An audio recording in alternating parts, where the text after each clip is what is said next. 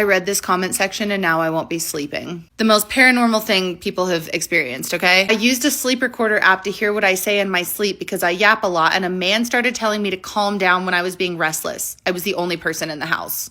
1 month after my dad died, I was laying in bed and heard Siri go off. I looked at my phone and it started typing, "I love you and miss you." I got scared and threw my phone. But what if that was him trying to talk to you? I used to work at a nursing home. Had a resident who was mostly nonverbal start screaming she saw the angel of death. Someone sadly passed away down the hall. 5 minutes later, she never talked again after that.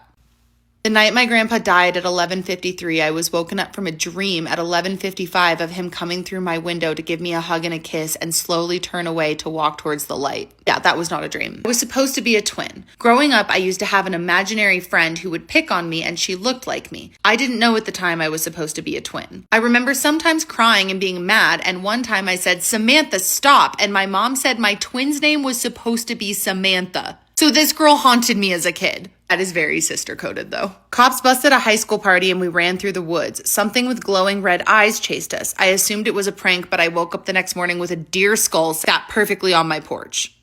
What? My partner woke up to someone holding his finger and saw that there was a baby between us with their other hand on my stomach. That was the first night we were able to sleep after losing our baby. I was sleeping next to my little brother, heard a deep voice say, "Now I'm going to mess with the little one." Brother woke up screaming because of a nightmare. I woke up to the clock radio breaking the news that a refinery in Beaumont had an explosion. I heard it at 6 and it happened 2 hours later. Now that I'm more cynical, I wonder if it was planned. What? Conspiracies. My brother got sleep paralysis from a ghost living with him. He said, "If you want my attention, this is not how you do it." Literally bullied that spirit into behaving. I was saging my house like I did pretty regularly. I never explained to my son what it was for. It was just about 2 at the time. I opened my back door and he said, "Bye-bye, scary ghost."